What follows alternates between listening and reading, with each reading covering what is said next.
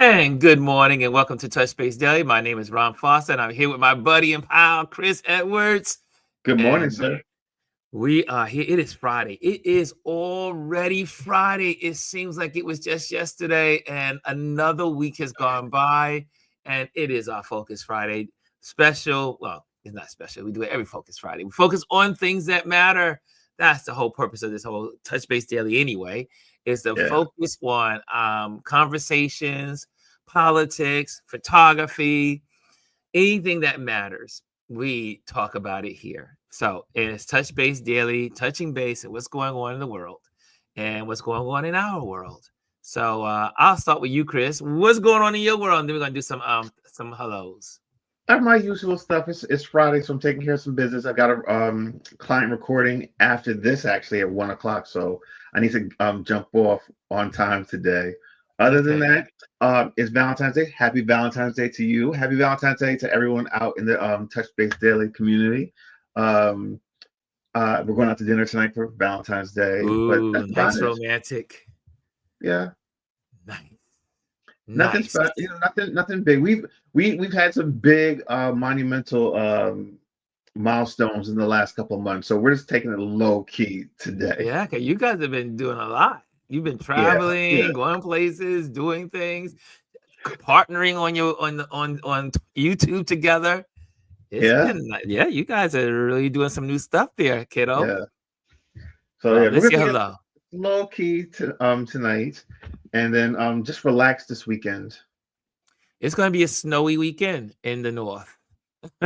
Yeah, I think we might Snow end up having changing to rain, rain. really, I should say. Yeah, because Snow we tomorrow for most of the day, then turn to ice, then turn to rain, and then a yeah. rainstorm, and then Sunday it clears out, and which is great because Sunday I'll be home getting ready for surgery, so there'll be no food eating. I'll be just moping around the house. Preparing yourself. Preparing Sunday is surgery preparation day. I just talked to the hospital. They called me, gave me the time, gave me the where to be, where to come into the door, where elevator to take. I had to give It's a whole Adrian's process. information. Adrian, you It's a have whole process. they're like, who do we call? Something happens. I said, you have to call Mr. Adrian Florence. And so and so we got that all squared away. So that way also if he needs to come in and be there. So much is happening. Also on my mother's front, they called me yesterday to I have to get all this information. So I'm gonna get that done today and get so they're gonna have to put her in rehab, most likely a rehabilitation center, and that's where she'll probably end up living for a bit. And but I have to get all the Medicaid information all done. So that is what my life looks like right now, is getting ready for surgery here and also taking care of my mother who's in the hospital right now. And but the doctor says she's getting better, so she looks better. And but she's still frail. She's still they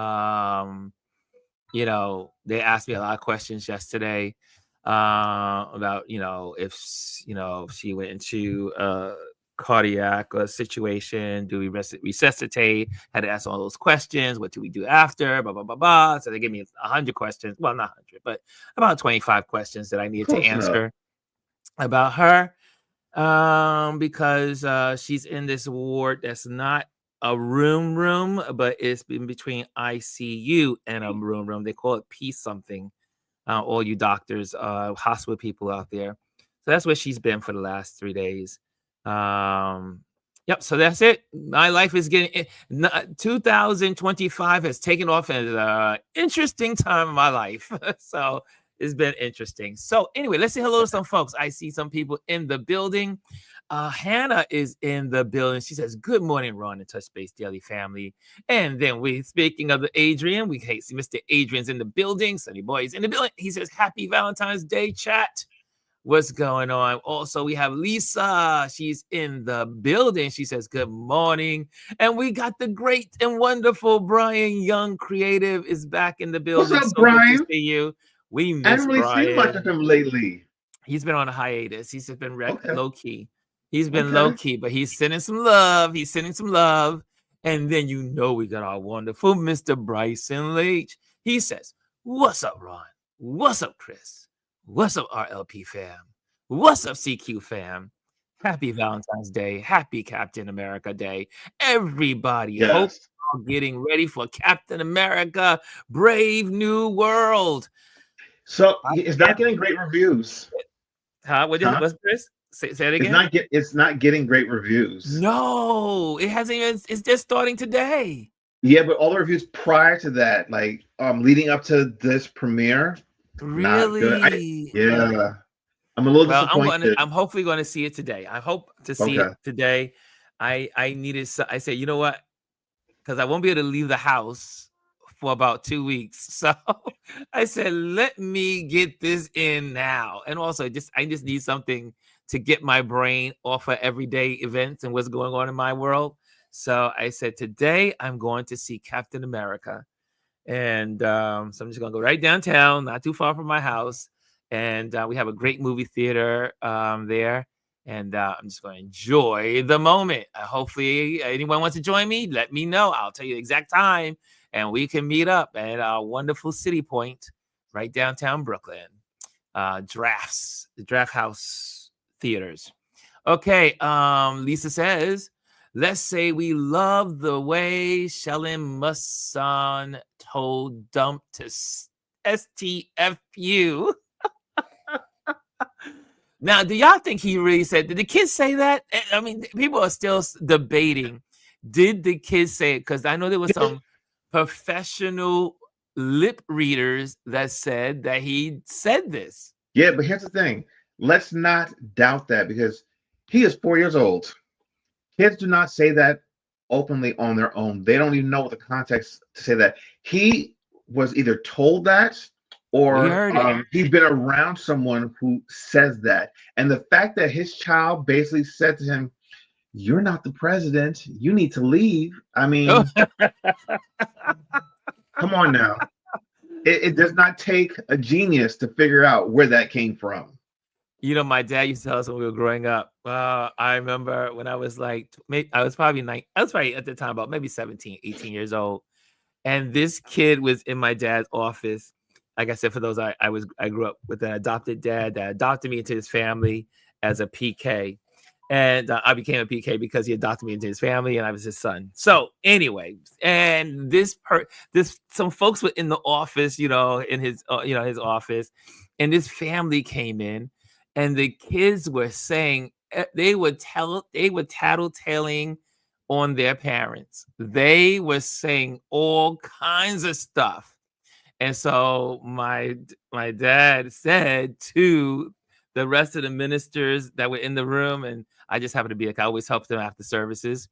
And he says, your children will tell on you Yep. every time. That's the God's honest truth. And just like everyone else is saying in the chat, like it's true. Like he heard that somewhere else. You heard it somewhere. He didn't make that stuff up. Like why would he know to say that to him? Basically telling him he needs to get up and get out because get out of the chair. You're First not the president. All, the opticals of that moment. The optics, inappropriate. Is so inappropriate of the presidency. Forget Trump. It's the presidency. I mean, you had this Elon Musk hovering over, giving up almost his, it was his little press conference, hovering over the supposedly president of the United States at his desk and was made to look like a chump. I'm going to have to say it. 4-year-old son is digging up his nose and wiping it on his desk. He's doing what a 4-year-old does. Listen, the optics of that, and let's look at the optics of when Obama wore a tan suit in the Oval Office. The Republicans lost all of their shit. Yeah. How inappropriate it is. It's beneath the office, but yet because of the tan suit. Who is not elected, who is basically, he is running the government and raiding the government. It's embarrassing. It is disgusting. It is crazy. So, guys, we have a lot to go over. So we're gonna go through these really fast. There's some things we're gonna talk about. We're gonna bring our wonderful panel. Our, I don't know. They're co-hosts as well. Yes, so they are. We're gonna bring them onto the show. We have our wonderful Miss G.R. Houston. There Come she on now, is. Miss There G. she is. Man, I didn't feel like moving my camera equipment because I'm still recording. So I was like, they're gonna get this desktop camera today. It's too much going on. I mean, it's just you got a lot going on. You've been filming. You how many shows have you been filming? I have to do 16 altogether. We are now doing the wine show, and so I'm not wasting my alcohol, so I gotta pace myself. Taking all these sips and what have you, but it's part of the job. What can I tell you? And we have the wonderful Elise. She's in the building, back to the future. Back in the future. Good morning. Back to the past. Back to the past. Sorry, my bad. Back to the past. We wish we could get back to the present, the future. Yeah, back to the past. It's getting real. I don't know when we'll get there. Ugh. So bad. Anyway, we got Gwendolyn said good morning this morning to everybody, and we have Kelly A's in the building. She says good morning, everyone, and we got the wonderful, marvelous Jazzy. Hold on, Brian just said he might be available. You might want to send Brian. Okay, I'll put a pin in that. Elise says good morning to everyone, but now she said it also verbally, and I'll see it at 7 p.m. tonight. What would you see at 7 p.m. tonight? Oh, the movie. That's right. Here we go. Wait, where was my invite, Adrian? Where was my invite? I'm just saying. Anyway, they might just be hating on a brother, Captain America. Yes. Oh yeah. There are some people pissed off because Captain America is black. Hello, there's some people freaking out. There were some people on was it not Twitter, on Facebook that were talking about how much they didn't, it's there's some people that are not happy about Captain America being black, just like when they had the star that was black in Star Wars. They lost their mind. Well, even like the Little Mermaid. And the Little Mermaid. Yes, they lost their minds. They lost their mind. The white Christian nationalists, white supremacists, the white bad people. The white bad people. I'm not trying to get my blood boiling at 11 o'clock in the morning. It's too early. I'm already there.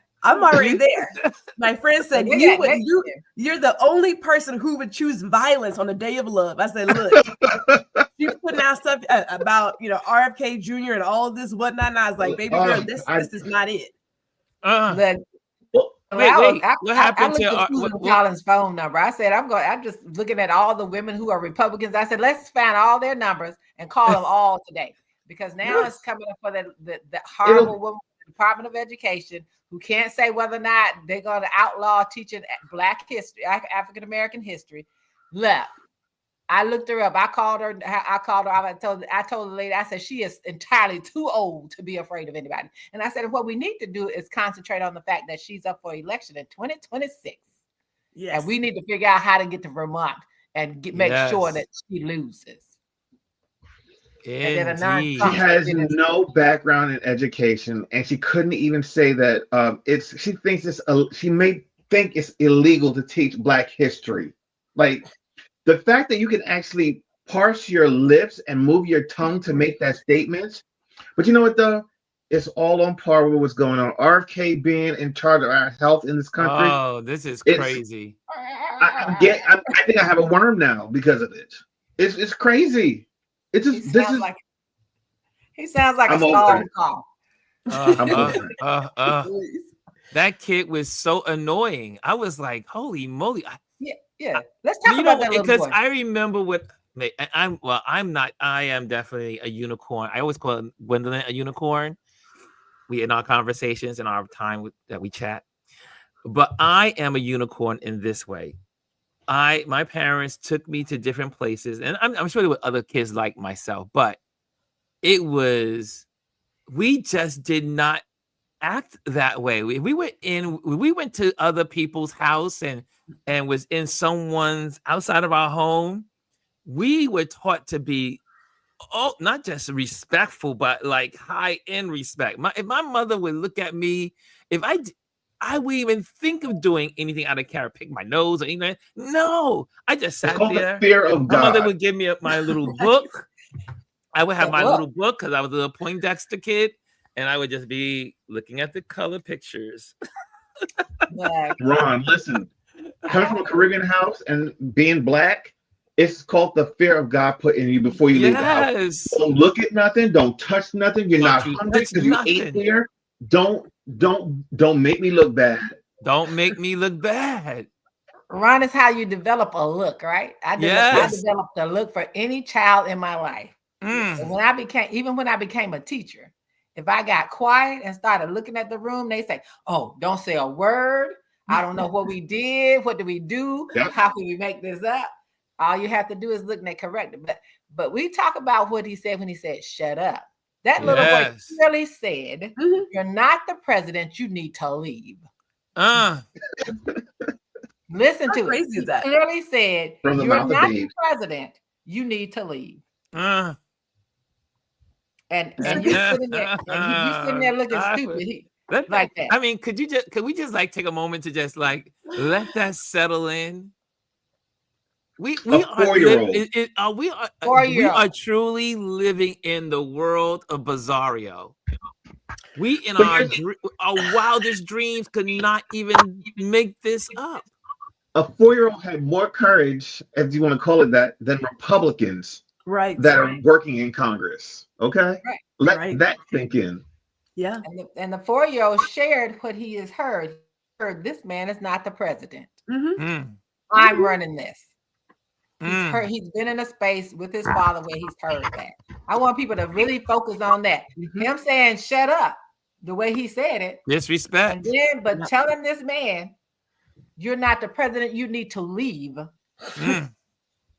That is what he hears. And when you saw that picture, clearly he was not the president. And why is the news is not reporting any of this stuff? You're only getting this on like Rachel Maddow, Don Lemon, other places here and there. The main media is not talking about it. And social media, like on Blue Sky, it's all over Blue Sky, but like you're not getting anywhere else. I'm gonna take you all back to what I've been saying for the last 5+ years. Who owns the media? Corporations. The billionaires. They own it. And the billionaire class. The billionaire class. They own the media. And Rupert Murdoch has effectively gotten people who have previously worked with him in many of these the ones you see on TV, news agencies. CNN, he's effectively gotten people in place. So they kind of monitoring it. And you see how the people are leaving how those reporters are leaving. Yeah. I mean, there's a grand exodus. The man said he was leaving because he did the time slot they offered. He didn't agree with it. So he left. What's his name? Acosta. Yeah. I mean, between that and the fact that they're basically telling them not to say anything negative that will reflect bad on the network, he was just like, "I'm not doing that. I'm going to report the news." Right. He says, "Do not bow down. I'm Do so not proud. bow down." I was like, yes. Reporters and people in journalism like him. That's what journalism is. This is why people aren't watching anymore, and this is why these news networks are getting sold off now. Okay, so now there's something I want to talk about. There's a bunch of stuff I want to hear. I want you to just bring to your attention. So we're going to spit them out pretty fast. We'll talk about them and then spit out the next one, talk about it, and then spit it out. So this one I was going to share with you guys the other day, but we got so carried away, but in a good way. But this, I talked to Chris about it, and I had to find the video and everything on this subject. And I don't know if do any of you know? I'm just going to ask the people in the community chat if you heard of Anonymous. Have you heard of the organization, the stealth group Anonymous? Have you heard of Anonymous? Anyone? No one? Chris heard about it because I mentioned it, but briefly. Jazzy says, I've yes, only I heard about have. it briefly. I don't know what it is. I never took the opportunity to find out exactly what they were doing. Well, here I'm gonna share with you, because the world is, Adrian says, I know them. The world is not going to sit back and let Trump do what they're doing. I mean, the resistance is real, and the revolution is real, and it's not just America that's in this fight.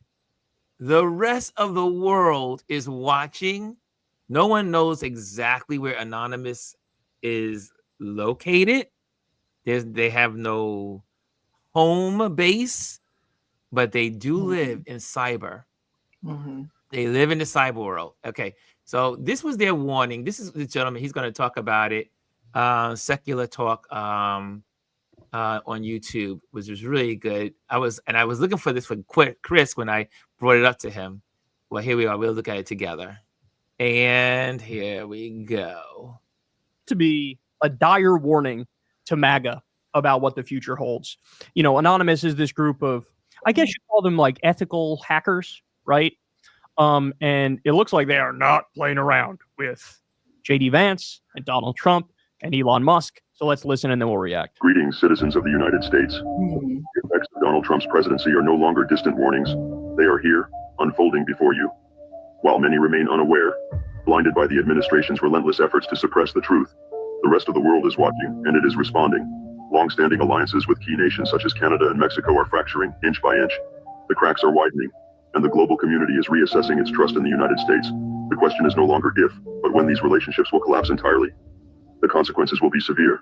Every imported product you rely on, everyday essentials, food, technology, will see skyrocketing prices, making even basic necessities unattainable for the average American. What you perceive as a simple rise in costs is, in reality, a calculated strategy. The plan? To systematically dismantle the lower class, to push those already struggling into the abyss of poverty where they will face an impossible choice. Perish or submit to servitude under the wealthy elite. Make no mistake, this is economic warfare, and the target is you. The recent ICE raids are not just about immigration enforcement, they are about control. The Trump administration seeks to reignite the flames of racial inequality and segregation-era policies, erasing diversity to craft a nation built on division and fear. These operations are disrupting local economies, forcing businesses to crumble, and ensuring the economic elimination of the working class. What follows is a society engineered to serve the interests of the few at the cost of the many. And as the oligarchy takes shape, another darker ideology is creeping into the mainstream. Fascist ideals, once whispered in the shadows, are now being openly embraced. Symbolism matters. Gestures matter. Elon Musk, a figure of immense influence, recently tested the waters with a gesture recognized worldwide as a Nazi salute. This was not an accident. It was a message, a challenge, a warning. But know this, the people are not silent. Despite the administration's best efforts to muzzle dissent, the voices of resistance grow louder. Trump's reckless overhauls, his purges of experienced government officials, his chaotic restructuring of critical infrastructure, have created vulnerabilities, weaknesses, entry points. This transition period is his greatest liability, but it is also our greatest opportunity. The rushed implementation of new systems, the mass firings of key personnel, and the chaotic dismantling of existing structures have left behind critical gaps that Anonymous can and will exploit. Every system that has been hastily restructured without foresight, every official removed without proper transition planning, leaves behind exposed veins within the government's framework. These vulnerabilities are more than just bureaucratic inefficiencies. They are cracks in the foundation that can and will be breached. Anonymous watches. Anonymous waits. The time to act is fast approaching. The administration's arrogance blinds them to the fragility of their own system. Their overconfidence in their ability to silence dissent and erase opposition will be their undoing. We know where to look. We know how to strike. Understand this. Our intervention, no matter how disruptive, will only be a temporary roadblock unless you, the people, rise. This is your warning. This is your chance. The transition period is fleeting, and once they solidify their grip, your options will vanish. If you fail to act now, the cost of resistance will be far greater in the future. To those in power, think carefully. Your decisions now will determine your future. We are Anonymous. We are Legion. We do not forgive. We do not forget. Expect us. Damn, bro. Damn. I was like, this is. When I sat there, I mean, we can go on. We'll look at more of his analysis on it. But these folks are real, and people forget that when Trump was in office before, they made their presence known. And so we are not in this fight alone as Americans. This is global. And these cyber hackers, how they do their work, and they've proven that they are good at what they do, is a warning. But they're also sharing that it's up to us to also be the ones, the champions of making this change, because it's up to the Americans to really get out there and push against this wave. And then if we don't, then they have to go. They may have to come in and do what they do best. What do you guys think? Have you guys? I mean, this is. I've seen the video. You saw the video, Elise? Yeah, I saw the video, and then while you were talking, I quickly looked up. They've been in existence since 2003. Yes, they've been around for a but while. I've seen the videos, and I mean, they're absolutely right. And you have to look at all of the different layers of what's going on. You know, it's like recently learning that the founders of PayPal are all South Africans, and they include Elon Musk. And the fact that Elon Musk is over systems, financial systems, where he's now looking at creating his own platform similar to that. Yes. So you pay through that. I said, so I will not be going through PayPal. So tell anyone who wants me to pay for something, please. And I had stopped a while ago, though. Let me elaborate on that. So, you know, PayPal's been in existence for a while, and I've heard that, and I stopped using PayPal about 2 years ago, I think. And I if you're going to do bank transactions with me, it needs to be through Zelle, where it has a direct bank-to-bank connection. But also, you know, this will kind of lead into the other discussion, Ron, about the CFPB, which is the Consumer Financial Protection Bureau. We're going to talk about the reason why Elon Musk went in and dismantled that is because he wants to have Twitter as a payment system. And if he wants to do that, that agency is what oversees it. So what he's trying to do is dismantle any type of governmental oversight that looking to any of his companies.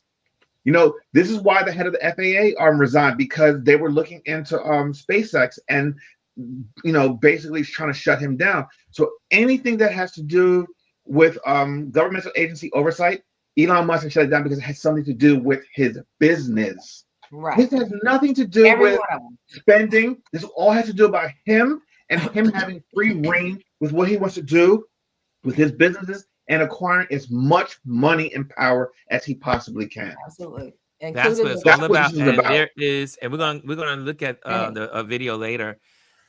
This is Elon. Every agency that he's gone after, like Chris just said, has him on the chopping block. They've been investigating him. So this is no coincidence. It's all about these these government agencies that are tracking what he's doing. And putting a halt on some of his criminal, let's say, accused of criminal activities with his businesses.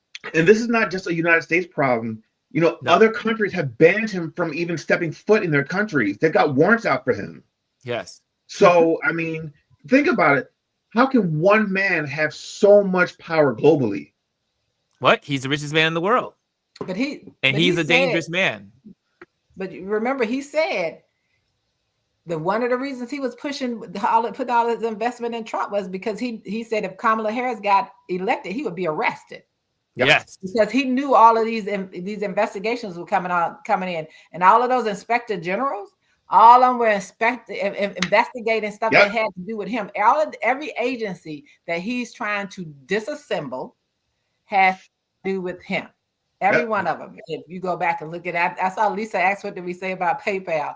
I stopped dealing with PayPal even when people put it up there, because after I found out Peter Tillerson was one of the people. That's the first person I found out. And then recently finding out that they're all four of the founders, the co-founders of PayPal are all South Africans, and Elon Musk is one of them. So that's the stuff you need to know. So if you send me something and you want me to pay through it by PayPal, I probably won't buy it. You're going to have to figure out a different way, because I'm not using PayPal. I stopped using PayPal a year ago. And it's Peter Thiel who's responsible for J.D. Vance becoming senator. Yes. He paid and ushered in J.D. Vance. all connected, people. Yes, these are all connected. connected. Yes, and this is all is interesting. You're doing what's appearing, and people are sharing online is and I'm in agreement with the coup. This is a slow moving coup, and you got these 3 dudes that are from South Africa that are really engineering the coup in their association and backing and connecting of the Federalist Society and the Heritage Society. So, and obviously we know also Project 2025. Yep. They have a lot of the financing. A lot of people are behind this. JD Vance also wrote parts of wrote the introduction of the forward of Project 2025.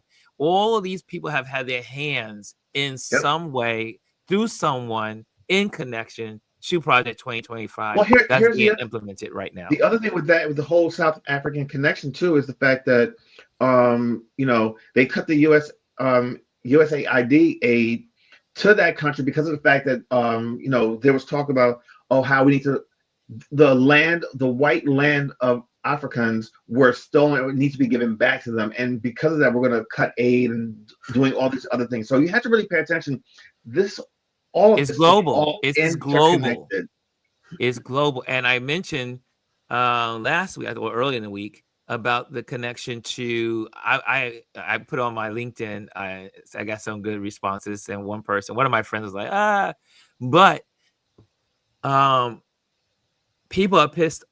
Trump is pissed off with the president of South Africa, and because he's like, I'm not dealing with your crap. You know what? You just mind your business, because what they're doing is proper and right. Again, I mentioned earlier reconciliation. They have a reconciliation day. They have a reconciliation court. They have reconciliation policies that were all created under Nelson Mandela when he was president.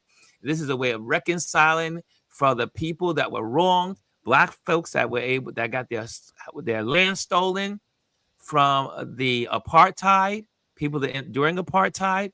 Now under reconciliation, have to give those lands back, one family at a time. And so this is why Trump is upset, saying white people are being persecuted in South Africa. It is not that they're being persecuted, because not only that, there are white South Africans that are in agreement with it. So it's not just Black Africans in South Africa, it's white and Black South Africans that are on the same page when it comes to those that were the pursuers of apartheid and stole property in the process. And so now these folks of Black families are getting their lands back, getting their homes back, getting the things that they had before apartheid back. And so Elon is upset because he stands with the Afrikaans with the K in it in South Africa. So there's the Afrikaans with the K in it that you have to look that up. But you need to, folks in America don't have a clue what's going on in South Africa. But when you had the privilege to live there for a little bit of time, even though I only was there for 3 months, I learned a lot in living in South Africa for 3 months. And I will tell you, there are Black people and white people in South Africa that have forged their government in such a way to protect it because they saw some of the flaws in the American government. Like in their Supreme Court is not for life. No. They said, because of America, we realize we do not want Supreme Court justices for life. So we have rotational so that we can continue to get young blood into the circuit. So that way the young judges will always be current with the people.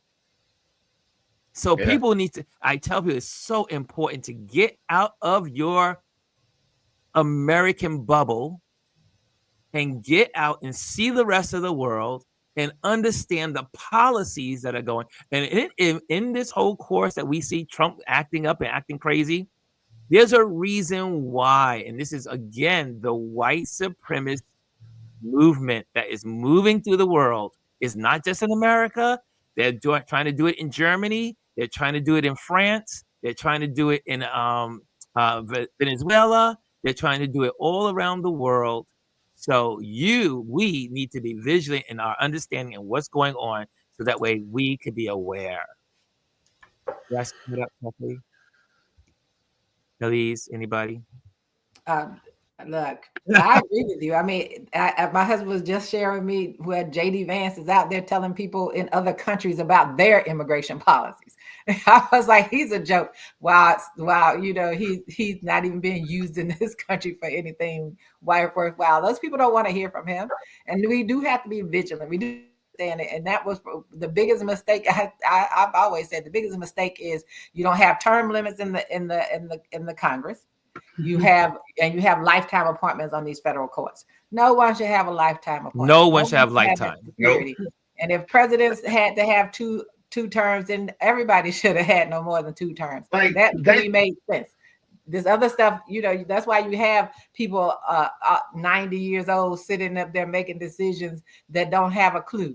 And so easily manipulated and acting like they're afraid of things.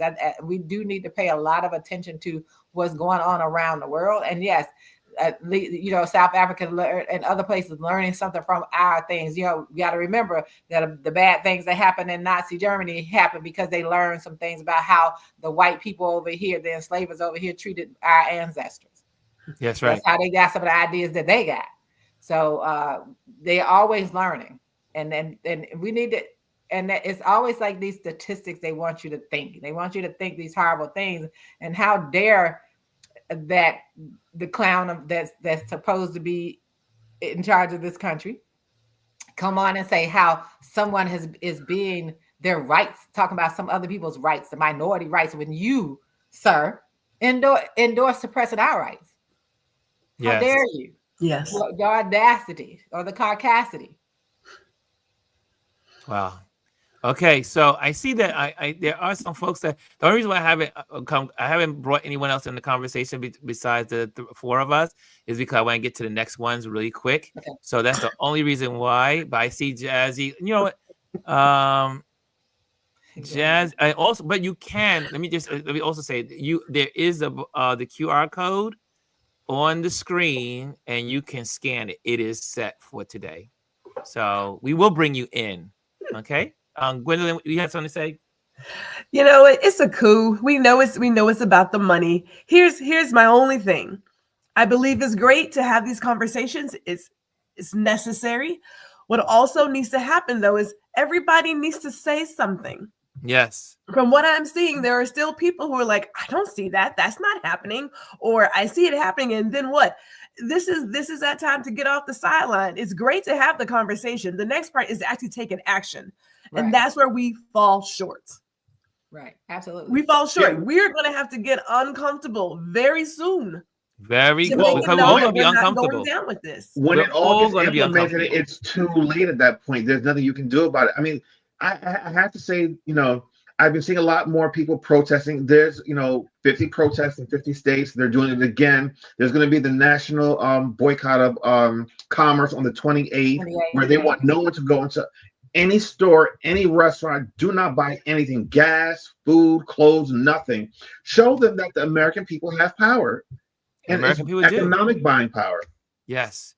And we can stop the billionaire. And that's definitely where it starts. And it definitely, as Gwendolyn says, you have to be willing to sacrifice and be uncomfortable.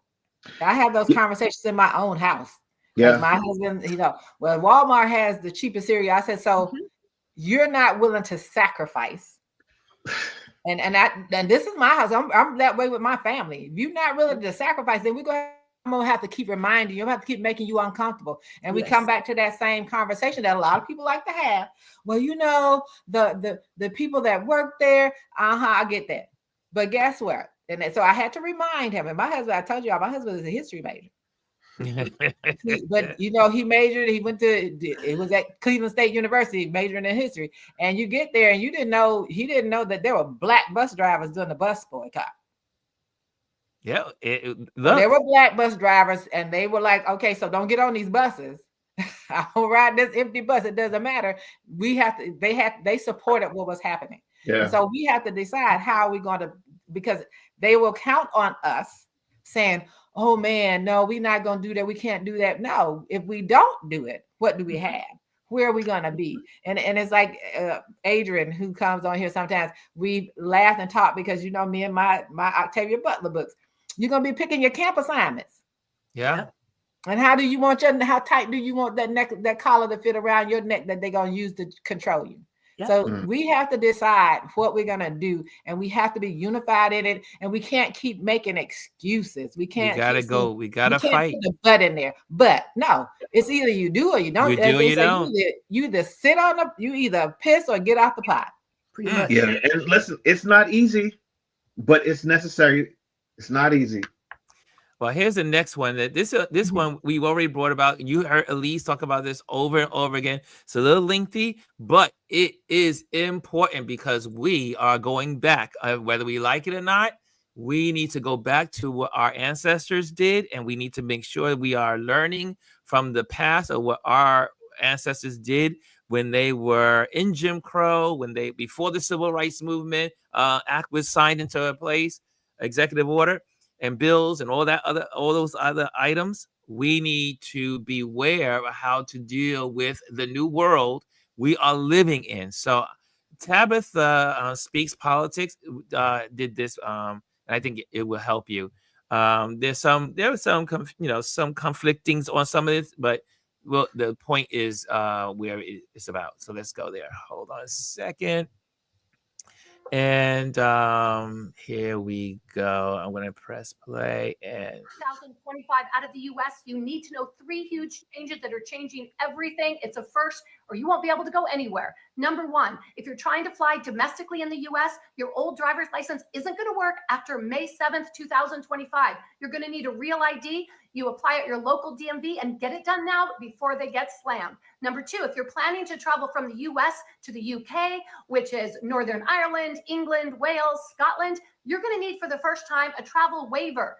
And that means you're going to have to apply. It's $13. It lasts for 2 years. But even if you're going for a day, you need to have the waiver. And there is another group of European countries, 30 of them, like France, Germany, Italy. They're requiring their own waiver. It's $7.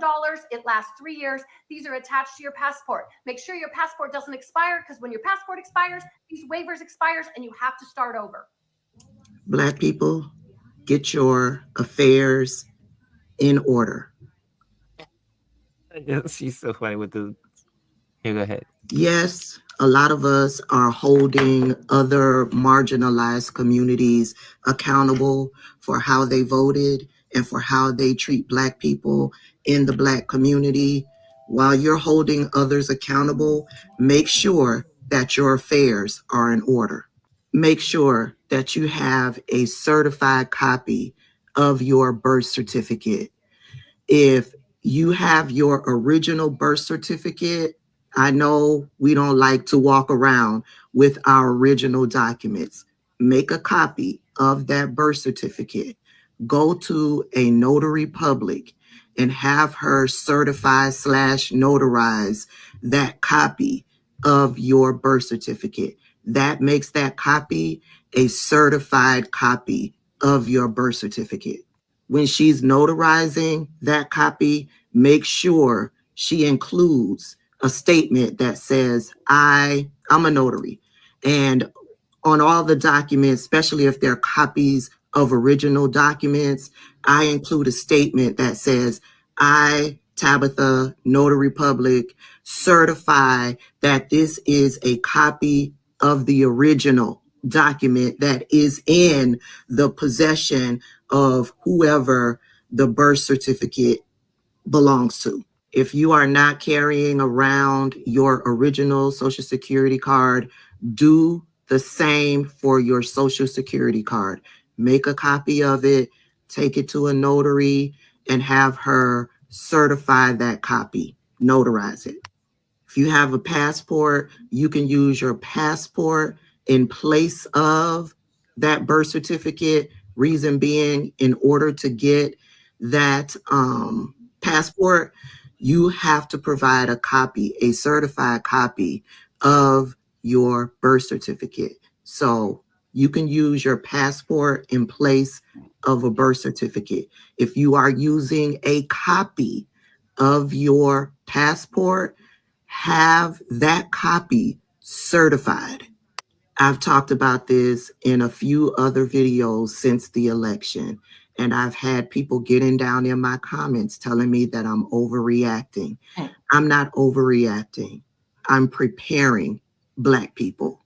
Last year, I did a video talking about laws that were passed in Texas, in Georgia, and in Florida.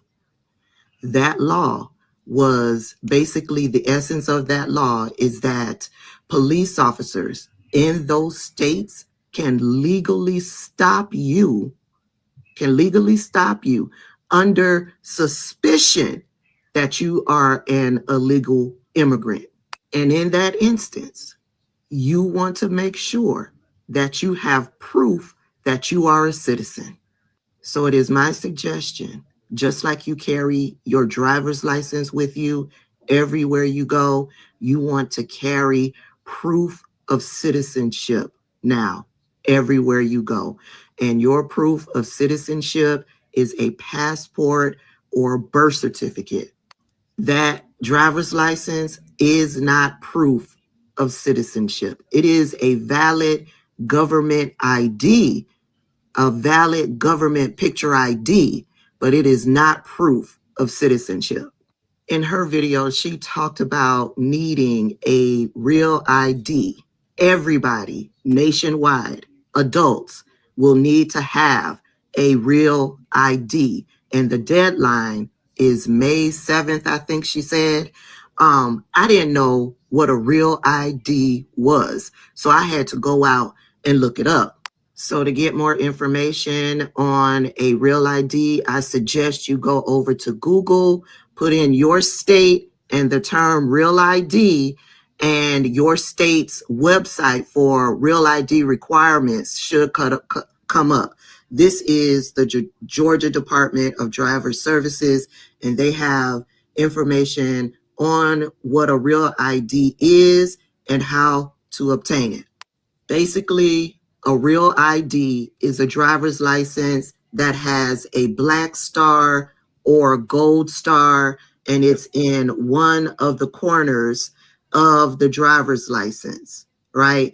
And it's for those of you in Georgia, it just confirms that this is a real ID, and it has all of these new mechanisms on the ID, barcodes, holographs and things like that. So yeah, I looked at mine and it has a gold star up in one of the corners. So make sure that your driver's license is considered a real ID. Listen, Black people, the government has been attacking us for decades, for centuries, for 400 years. And the way we have been able to maneuver and make it through all of these years is because of how we share and spread information. Okay, so currently the Latino community is going through it. I just learned that Donald Trump does plan to reinstitute the Muslim ban, and there's additional information now included with that Muslim ban that's going to attack and harm the Arab community, the Muslim community here in the United States, right? And once they're all done, we're going to be watching to see what they're going to do with the 14th Amendment, which comes after us. So make sure while all of this is going on that you have your papers. Yes, we are back in that time period. Make sure you have your paper. So there you have it, y'all. That So was, Ron, I mean, go ahead, Chris. I want to elaborate because she said some really important information. She said a lot of good stuff. That two things: the passport, important, and then also people don't know. You can also get a passport card that you can travel within the United States with. Internationally, you need that passport book, but within the United States, and even when you go out, you can still use the passport card. But that's also important to have. It's relatively inexpensive. I think it's like $20-something. Maybe I could be wrong. I need to look into getting it myself, and then also go to your local government state website as far as the Real ID, because when I switched over from New York to Delaware, all they were issuing were Real IDs. And when I went there, I had to go to DMV 3 separate times that same day because they needed my birth certificate. They needed proof of where I lived. Now, even that becomes a problem because for the state of Delaware, they require like some type of bill that you have for where you live to show proof. And it had to be within the last 3 months. Because all my stuff is paperless, I had to actually go on one of my utilities websites and download a previous bill within the last 3 months to bring it into them to show proof. So you have to bring all 3 of those things. You can't even, it's not even a matter of showing them the old license from the current license you have. You have to bring that, either a passport or a birth certificates, plus the proof that you lived where you lived to get it. And it has to be within the last 3 months. So they're not playing. And we've been knowing about this Real ID for the last 3 years. The only reason why it wasn't implemented was because of COVID. They kept pushing it back because people weren't getting out. So the deadline, I believe, is May 7th. Get it done, because if you go to the airport May 7th. After May 7th, you won't be able to get on a plane if you don't have that ID or a passport. Right. And a lot of people, has gone over their heads, and they are going to be and they'll probably start doing advertisements probably next month, or maybe in April, like a month like leading into it. Maybe, but I don't know. The Trump administration is not that kind of administration, so they don't care. So you people are going to be saying, I want to go to visit my grandma. They're going to be like, oh, can't get on the plane. Can't get on the plane. And those are the things that you need. So in the chat. Yeah, if hold you on have, a second. I saw, hold on, ladies. On the chat, I saw about the passports. Now, myself, because I have learned from my European friends, my friends who live in, and also my friends who live in Africa, whenever they travel, they have their passports.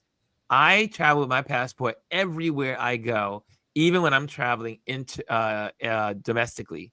Reason why is, as I've seen the world become more dangerous, I want to have my passport on me at all times, because what is something, as you popped off, as people say, while I'm on vacation, while I'm visiting friends, and I need to get out of the country, I cannot go until I get my passport. So if you are away, especially if you're away from home, and a copy is not going to do in another country. Yeah. So if you are traveling and you are just, even like going to visit grandma, you're going to visit your sister in Kentucky or going to California, my belief, this is what I do. I carry my passport every time I leave home. Not as, I'm working on definitely getting the paperwork for and get it with the notary and everything. That was good information. But while I'm here in New York City and roaming around, because this is where we are, we gotta be proactive. Okay, Elise, go ahead. I just want to say a couple of things. So, as you know, a great deal of Black people do not have passports. Yes. And they need to understand that after May 7th, you will not be able to travel domestically unless you have a passport or a real government ID. You won't be able to travel. The other part is, the SAFE Act has moved up to the Senate. Mm-hmm. That's a part of what's in the SAFE Act. The SAFE Act is about voting rights. So those same documents will have to be used for your voter registration as well. And so as a married woman, I started saying, now what I'm going to do? Geez, my documents all have Star Wars on it, right? So I was like, well, the options are to make sure that I have my passport updated, to make sure that then, if your passport is about to run out, go on and renew that. Go on and renew it now. That's and it definitely looks different. Your passport page now looks, the one with your picture on it looks like almost like a real ID. My granddaughter just got her new one. And it's totally different than the page. If you've had you have your old passport, the page looked totally different. So, and I was like, because the other alternative as a married woman, if I did not have that, I would have to then take my married name off, have my name legally changed back to my maiden name, because that's the only name on my birth certificate. Yeah. Because I'm not going to go through, because even if people say, oh, you could change your birth certificate, but I can't change my parents' names. So right. I couldn't go and say all of a sudden I became a stalwart at birth. I didn't. So you'd have to go back and change your name, or you just have to make sure you have your real IDs, or you have to make sure you have your passport. And for me, that would be the thing. It's like for a married woman now, if that act passes, we have to make sure we have our passport, because then they're not going to make us prove who we are based on what our birth certificate says from birth. But as far as the Black community, she's absolutely right. We need to make sure that the Black community is well informed. And that's why I've been asking everyone I talk to and telling my children to ask their friends, do they have a real ID? Do they have a passport? Do they have those documentations in place? Because it's going to come a time when that's what they're going to need, and they won't be able to travel without those things after May 7th. And then how hard will it be to get it now that Trump is in the Trump administration? So Jazzy's in the building. What's going on, Jazzy? You had something to say. What's going on, Jazzy? Hey. Thank you for coming on board. What's going on, Jazzy Jazz? Well, one, with the real ID, I'm going to be real with you. If you live in the state of Maryland and you do not know about the real ID, you have no excuse, because the real ID has been pushed to us since 2019. They were supposed to implement it in 2020, and they pushed it because of COVID. But if you don't have your real ID in the state of Maryland, you have no excuse, because they literally have been pumping this to your email. If you have a driver's license, you got the email. Here in Delaware. No excuse not to have an appointment or your real ID. But what I was going to speak to was what y'all was speaking about a little earlier, which was that, for me, I just think sometimes we talk about a lot of the stuff that the country is doing, and I see this small uprising of people kind of gathering together and kind of coming together and saying like, hey, this is not right. The Congress switchboard usually gets 40 calls a minute. They got 1,600 calls a minute, and they were crashing their switchboard. So I don't think that American people are not going to wake up. I think they're going to wake up too late. And I was having a conversation with somebody yesterday, and something that boggled my mind, because during the election, there was all this pushback of Joe Biden's old, this is going on. There was all this like pushback on not seeing the fuller picture. And now it's kind of like, oh, this isn't really going to happen, or the Congress needs to do something. And I'm like, we were the people that were supposed to put them in a position to do something, right? So I think right now, my main focus is how do we get people to change their mentality so that they understand the severity of what's going on in this moment?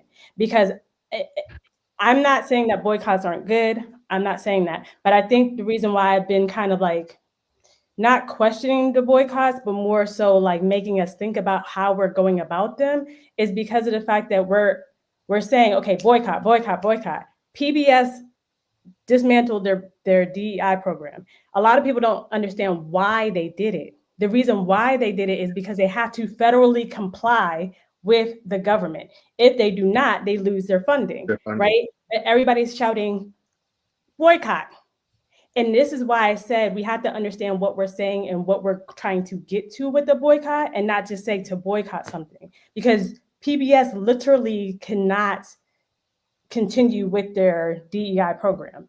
So I just think that, like, strategy-wise, mentality-wise, we have to, if we're going to be on these platforms and we're going to speak to certain issues, we have to be able to speak to them in a way that we galvanize people to understand that some of the stuff that we're saying has to be communicated in a strategic way. Even if we don't want to televise what our strategy is, we have to communicate it in a way where the mass can understand what we're trying to get to. If the aim is to shut down Target, fine, let's shut down Target. If the aim is not to shut down Target and to get Target to get their DEI program back, we need to say that on a louder basis. if like, who was it? Roland Martin this morning said 18 to 40-year-olds need to be more active. We can't say that we're tired. And I saw that and I was like, yeah, but if we're being real, 18 to 65-year-olds, we're all in the same boat, right? Mm-hmm. We all have had this kind of like, I don't want to say easy way of life, but I think we've kind of gotten complacent because of the way that we have not had to deal with certain things that our parents have had to deal with. I was talking to my mother yesterday. She worked in the government. I can't say what agency she worked for, but she worked in the government. And my mom was, she was here in 1968 when Martin Luther King got killed. And the agency she worked for is a predominantly white agency. And she's Black, my mother's light skinned, and she had to deal with certain things. I think we don't understand the ways in which our ancestors, meaning like my mother, right? My mother's 78. The things that they had to deal with, I think we kind of like simplify them. And we need to stop talking like that. They went through a lot. All of them did. And it's up to us to continue to speak on it, but stop diminishing like the strategies it took for them to get there. That's all I want to say. Sorry, I know that was like long-winded. No, that's good. You shared your thoughts. You shared what was going. We're gonna go to the next one real quick because the time is. We're gonna get this in our time schedule. The CFPD, and this is so important. And this is from CBS. So I'm gonna get that up for you. Chris, you said it sounded like you had something to say there, buddy. No. I totally agree with what Jazzy was saying because it's so important. Like this generation had not had to really fight for rights and for what we have. You know, we rely on our ancestors and what they had to do to get it to where we are. And now you're faced with this, and all this generation knows is TikTok. They're ready to fight for that, but they won't fight for their financial and human rights. Yeah. Right. Here we go. This is something very important, and we'll close with this because this is so important. You need to be thinking about this. They're not totally dismantled yet, but it is something that is very, very, very important. Here we go. And this is from CBS News, the Daily Report. And here we go. Employees with the Consumer Financial Protection Bureau, or CFPB, were reportedly fired on Tuesday night as part of the Trump administration's efforts to shut down the agency. That's according to Reuters. Over the past few days, the Bureau's headquarters was closed and employees have been ordered to stop working. We wanted to take a look at what this organization does and why the administration seems to have issues with it. Based on an idea by Democratic Senator Elizabeth Warren in Massachusetts when she was a Harvard law professor, Congress created the agency to protect consumers from some of the exploitations that happened during the 2008 financial crisis. It is an independent bureau with the Federal Reserve that has jurisdiction over banks, debt collectors, and other financial servicers. It enforces consumer protection laws and makes rules and issues guidance for financial institutions. It also releases reports on the financial sector and advocates for reforms. Consumers can complain directly to the agency, which can help them get answers and start formal investigations led by the CFPB into any concerns raised. The CFPB says it has clawed back or won more than $21 billion for Americans from different financial firms since its founding. Some of its most significant victories include winning $663 million in loan cancellations from the for-profit Corinthian College for defrauding students. And in 2022, Wells Fargo was required to pay $3.7 billion for widespread fraud and abuse allegations involving auto loans, mortgages, and deposit accounts. Many Wall Street institutions and some Republican lawmakers, including the president, have complained for years that the CFPB overreaches its authority when it comes to enforcement and regulation actions, for example, introducing industry-wide overdraft regulations. As recently as Sunday, Republican Senator Bill Hagerty of Tennessee called it a rogue agency on CBS News' Face the Nation. The National Treasury Employees Union, which represents CFPB employees, has filed a lawsuit over the Trump administration's order for the agency to stop all work. So there Dozens you of have employees that. with the Consumer Financial Protection. So this is so important with the this agency protects us in so many ways, and people don't realize how important it was after the 2008 crash and the protections that were put in about credit cards, how the interest rates on your credit cards, how fast you're able to move those interest rates, different protections for when different companies are doing bad things. So now they want to get rid of this. So again, this is another agency that has also been looking at the Elon Musk business practices. So again, a lot of these agencies that are being dismantled also look no further than Elon Musk. Absolutely.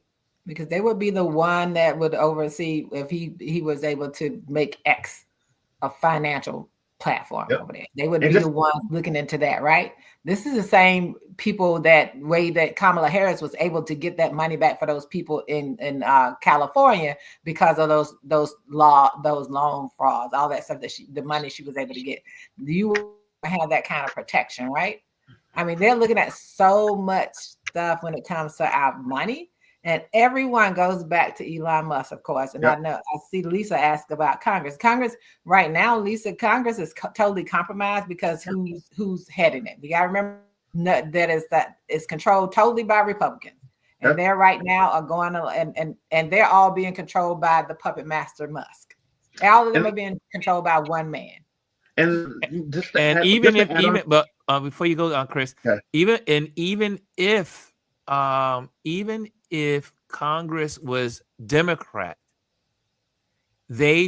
Congress does not have an army, and Congress does not have a police department, right? To enforce.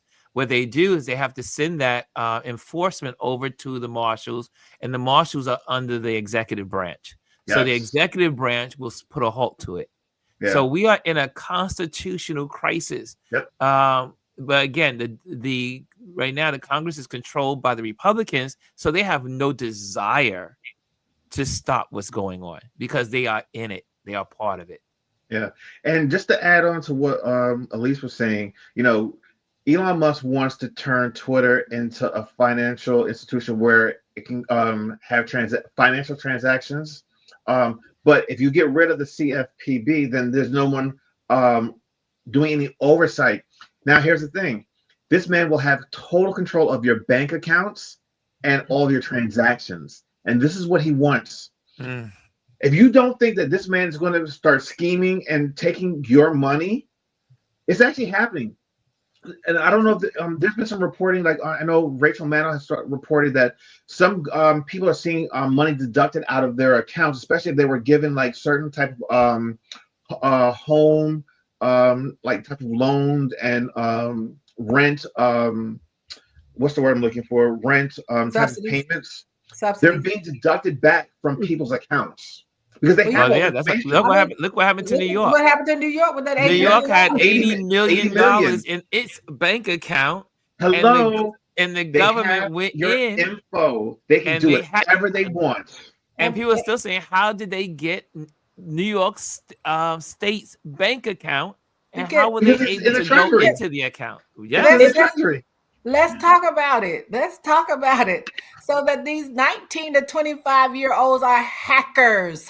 Yes. They are hackers. They sit in the hacking computers. They hacked into everything. They're hacking into everybody's financial system. They're hacking into everything about you. They're hacking into it. They didn't have to do anything. Once he got control and access to the treasury systems, he knows where every federal dollar is, and they have hacked into everybody's system. It's not even hacking. It's not hacking because they have hacking. I was going to say that. It's not right access. And the thing about it is, I think, a lot of people are just like, oh, it's just read access, right? It doesn't matter because if I'm able to read your information, I can sell off your information. So if I have it, I can sell it. And a lot of people aren't paying attention to the fact that this man has set himself up so that he's controlling our government, but making deals on behalf of himself so that he can infiltrate other governments and their financial system. What he's really doing is he's sitting here and he's like, okay, now I know that, you know, the government controls this amount of money going over to China. So I want that deal with China. So I'm going to make it easier for them to get a deal with China so that I can in turn have my bottom line raised because of the deals that I'm giving China. People are not paying attention to what he's doing. This has nothing to do with really, he doesn't really care what happens in America. Let me put it that way. He doesn't. Exactly. What he's trying to do, he's like, okay, I'm going to set myself up in China. I'm going to set myself up in India. I'm going to set myself up in African countries because I know that as long as I have control in this deal with China, this is going to help me in my bottom line. That is, he's very interested. And the reason why Trump is going along with him is because of the fact that not only does it help him as an individual, Elon, it helps Donald Trump and his family gain money too. So we just have to pay attention. He already said that Orange Man told you from the beginning. He told you this years ago. If I was ever to run as a politician, I would run under the GOP because I know that I can infiltrate the government easily because they do not pay attention to what we're actually doing. He said it. He said it to you. Everything this man is doing, he has said to you in your face. He has never lied. He has said every single thing. So what we need to do as individuals is make those phone calls. No, and like Ron said, this is what's scary to me. We can, as Democrats, as whatever, far left, whatever you want to call it, we can make all the rules in the world. Because everything flows up through the executive branch, a lot of the ways that we would need to enforce these laws, we have our hands tied. We did this to ourselves. And what people don't want to admit is that we did this to ourselves. We need to look inward and understand that we played ourselves and we gave these people the power to do whatever they want to do. So now it's about saying, okay, let's show them that they are not allowed to do this. Because in these other countries, what they do understand is, hey, there are 330 million of us and there are 15 of them. We have the power. We have the power. We do. It's not so about them. We have the power. It's about us getting together and utilizing that power. And you bring up a point about the rest of the world because Australia, when they saw what Elon did here in America, they passed a law immediately saying you cannot donate a certain amount of money to anyone's campaign. $20,000 is the max amount that you can donate in an Australian election. $20,000. That's it. That's it. This man donated $240 million to our election. He brought us. He brought that man. Yeah. However, and he made, I do believe the number was $158 million back since the election. Yeah, but here's he's losing it now, though. He's losing it. So let's talk about it, though. Let's talk about what he paid out. Well, Brian's in the building now, so we got to finish this because I want to finish this money. Go ahead, let's finish this money thing right here. You can bring Brian on after I say this. You okay, Lee? So he spent $270 million, right, in that election. Yes, right. He makes from the government. He makes $8 million a day. In 1 month, he makes $240 million. 2 months, he has now made $480 million. And he just struck a deal for $400 million from our government. Yes. And so we talk about $80 million. We're not even talking. We're not talking about the part that you talk about, his stocks and stuff. I'm talking about what he gets, guaranteed money, our money, every day, $8 million. 1 month, 30 days, he gets $240 million every 30 days. That's all I want to say. Now you bring Brian up in here, but we need to talk about that. Thank you, Ali. And also, he just won that contract, $18 million. $400 million. Yes. But there was another one also, $18 million. So it was $18 million and $400 million. It was $38.9 million because I paid attention to the numbers. So $38.9 million for the one contract. And then the $400 million for the cyber trust, but they changed it. They have now changed it so it says they removed the line item. Yeah, they changed the line item so it doesn't say Tesla anymore. but it's still Yeah. 400 million. Here we go. 400 that $400 million to him. So Thank you, I just want scholars. to talk. The If we're gonna talk scholars are about the in money, the we're gonna talk about building. our money. The scholars are in the building. What's going on, Bryan? Welcome back, sir. It's so good to see your face on the screen. And welcome, welcome, welcome. How are you, sir, first of all? Continually healing. Good. Good So job. that's I'm overdue for a call with Elise. She knows what was going on, why I've been kind of quiet on social media, but I'm making my way back. Okay. I hadn't planned on it, but to go along with what you guys are talking about with numbers and Elon, who I've consistently, before all this, I should make a t-shirt, stop buying bleeping Teslas. I know that may feel like a small thing, but I'm reminded of the civil rights movement where, like if you look at each part of the civil rights movement as like your finger, like say here's Martin Luther King and here's SNCC and like even Malcolm X. Like individually, they may not do a lot of damage, but together, boom. So just stop buying bleeping Teslas. But what numbers? It's relative. $200 million to many of us, that's a lot of money. I went to art school. I don't know. I joke about I don't know math, but look at Elon's net worth, and then break it down to how much $300, even $400 million is. What percentage of that is hurting? It's not. It's not. To us, those are big numbers, and they are, but it's relative. So that's to that point. But what was sticking in my what has been sticking in my craw, a couple of things. One, the collective amnesia of this country, especially those that voted for the tangerine tyrant. And I feel like, mofo, did you guys like sleepwalk through the 4 years of his previous presidency? So I'm not shocked. I'm not surprised at all the crap that has been happening. My encouragement, stay focused. Because if you read Project 2025 and the mandate for leadership portion, the effing playbook was right there.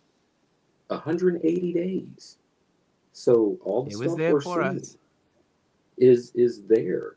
And another thing that I've been sharing in personal circles, not socially as much, but another thing is the lack of imagination. What I mean by that is hold up, buddy. Xavier's got a half day, which I didn't know about until he's like, "Hey, Dad." I'm like, "Oh." The lack of imagination. What I mean by that is that the stuff that you think couldn't happen could happen. Like think about when many of you know I don't like using absolutes, but I would assume majority of us, when we saw that orange Oompa Loompa coming down those pea-colored escalators at his building, talking about he's going to run for president, like he'll never win. Guess what? He did. Oh, he'll never do it. Fill in the blank of what you thought he wouldn't do or couldn't be done. So the lack of imagination. Take yourself to, and this is my encouragement. Most of us are sane people. I assume many of us got skeletons in our closet that we don't want aired publicly, or that we may feel guilty about, or whatever, that we're trying to live righteously. So it's hard to go to what I would categorize as an insane place. That's where these cats thrive. So that's where I feel like we need to dip a toe in, because they're 2 steps ahead and we have to be 4 steps ahead. So if that means, yes, I just got Xavier's passport, which that was on my list.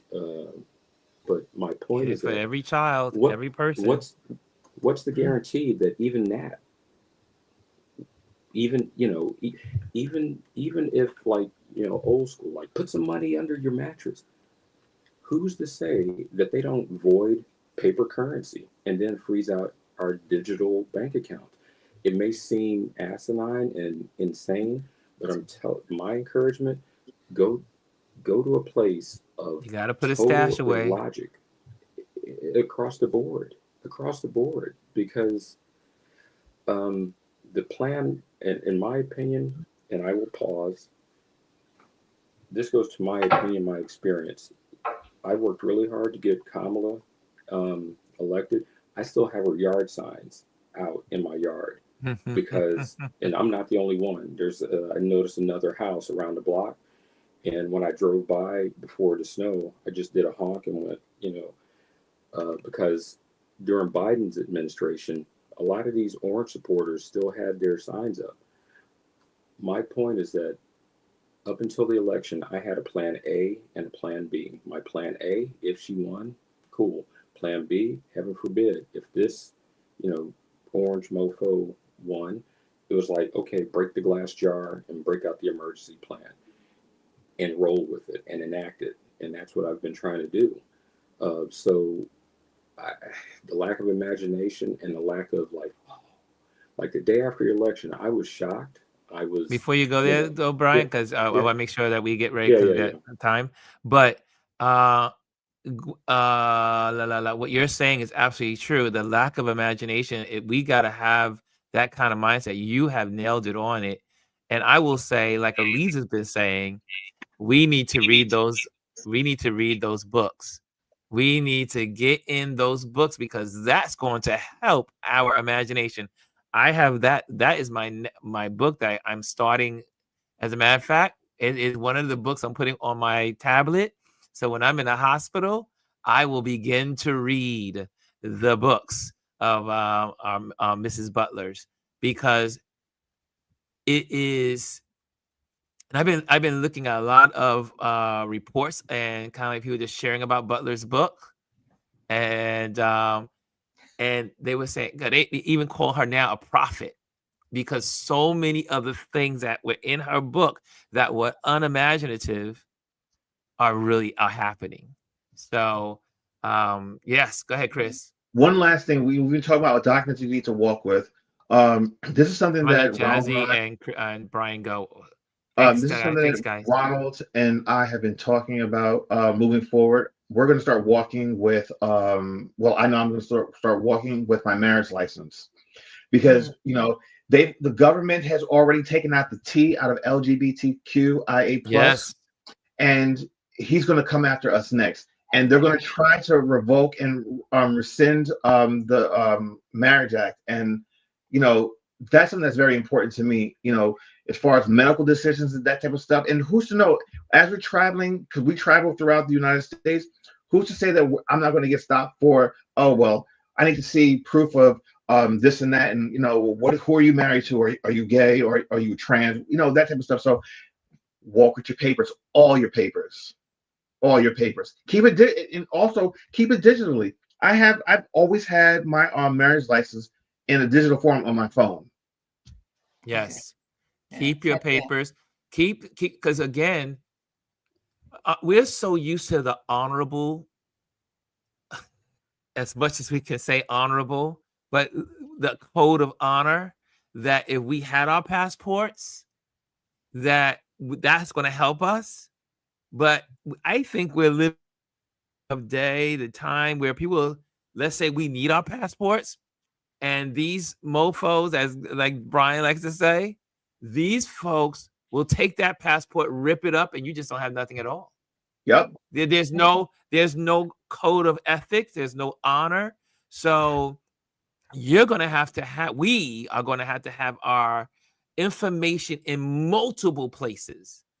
We're going to have it digitally, on paper, physically. So and a backup that someone else and has backups in the cloud, put it in the vault. You got to do we're going to have to think in layers. because we're back in. I mean, people keep. I've said this before. People say, "Oh, they're trying to take us back to pre-civil rights." No, they're trying to take you back to pre-Civil War. See, pre-Civil War. When we had to have our freedom papers was when they tore up your freedom papers. Yes. And re-enslaved you, or enslaved you if you were not a slave, right? Yes. That's where they want to take us, right? That's where they're taking us. And by the way, Tennessee has already had put that marriage thing on their books, because yes, they have. You want to watch a state that's crazy and out of control, Tennessee, and they included the possibility of interracial marriages on there as well. That's on their document. So those states like Tennessee, Texas, and Florida, those are the pilot states. Yeah, that's right. They've been the test. They've been the test. The petri dishes. Right. They're the ones where they test all of that stuff. That's what they're doing there.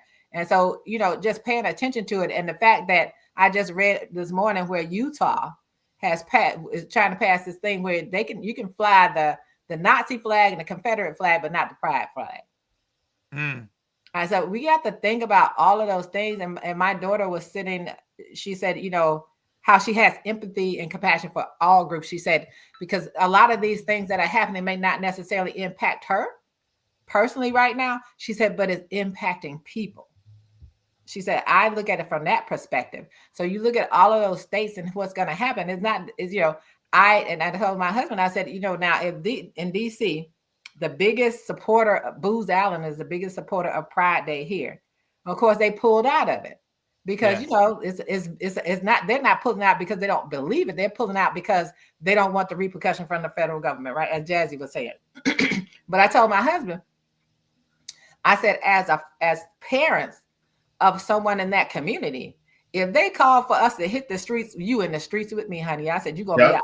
Yes. You want to walk them 6 miles? You're going to walk 6 miles for your son. This year is World Pride in DC. Don't be surprised if they try to cancel that or say that it's illegal to have World Pride in DC this year. And especially, because we walk down Pennsylvania Avenue and everything. But I am, as a parent and as an ally of the community, if they whatever protest they have for that community, I'm gonna be in the streets. I may not follow all these other people in the street, but I'm going to follow my baby in the streets. You hear what I'm saying? I'm going to be out there for the Chris and the Rons and the two Chris's, because my son's name is Chris.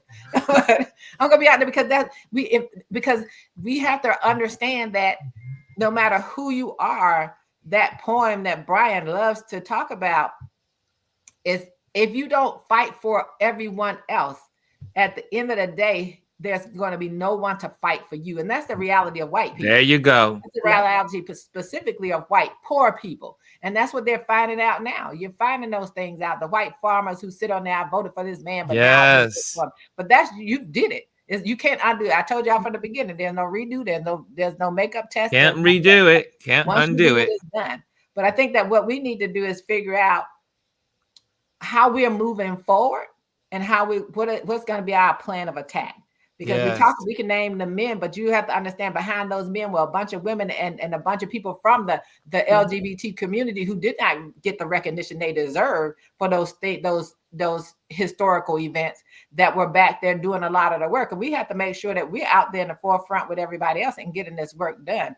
It's time for us to, it's wonderful to talk on a platform, but what are we going to do? Like I said, I would look up to all of the women Republicans in the Senate. I'm going to sit here today and I'm going to call them. I called Susan Collins yesterday. I'm going to call the rest of them today, because we have to let them know that Elon Musk is not the only one that can impact them. Yes, right. The state of Florida, that Proud Boy leader, is looking at running for that first congressional district that came out in the news last night. Who do we know in Florida? Dr. Tachi and anybody else that claim they get down there, get out there and deal with that. It's time for people to actually say, who do you know? How can they get the message out? What can they do to support stuff? That's where we are now. We're at that crossroads. We can't sit, and as Jazzy said, we can't sit and say, oh, woe is me, because these 5-10 people, that 1% is up there, and we all are 99%. Yes. We are the power. We have power. We have financial power. Black people spend $1.7 to $1.8 billion every year. We have power. We have power. Also, if you say we have power, you have the power to raise your hand and hit the likes if you enjoy this. If you enjoy this moment with us today.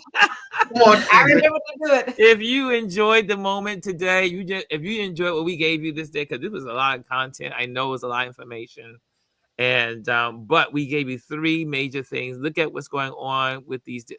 Everything is connected to Elon Musk. You need to know that.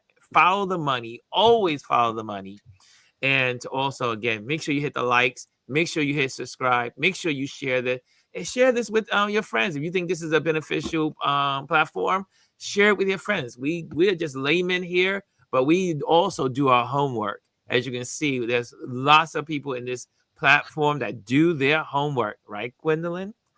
I always do my homework. Yes, I know you do. That's why I saw that face. I was like, I got. Can I add one thing? Yes, dear. Because I was chatting with my dear friend Aisla about gender affirming care. And I know that society says that gender affirming care is typically used by trans people and those who are non-binary, but forget that also includes HRT and cosmetic surgery, which are used by a lot of people who are not trans. The way we treat the most vulnerable in our community, our society, says a great deal about us. And clearly right now that bullseye is on the back of those who are trans, right? So beyond having these conversations and beyond getting uncomfortable, as I say, there has to be no safe harbor for hate.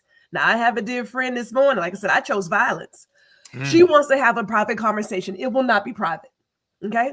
Talk to your friends. We get in our family chat and we have conversations about what's happening and what we're going to do as a family. We have to start having these intimate conversations. Call your family and friends out for the bullshit. This is where we are. If you want to see this change, you're going to have to get, again, uncomfortable and start putting it in people's faces. I am not allowing you to be racist, a misogynist, show your bigotry. We are not doing it. And there's more of us who feel that way. But when you are silent, that shows agreement. If you see something horrible happening on the street, you may need to put your life on the line because someone has to say something. This is where we are. It's a crossroads. It's going to get uglier, but it's like being an enabler. It has to hurt for a little bit. It's going to be a 5-alarm fire. Plain and simple. It's going to get worse. And if until the people you don't pick up a bucket of water and put it out, it's going to burn. And if the people don't step up, there won't be a country in 2 years to vote. I mean, you see what's going on. 2 years. Shoot, we may not have another country. We may not have a country if people don't stand by up. summertime. By summertime. And you know, the part that, because there are a couple of things going on, right?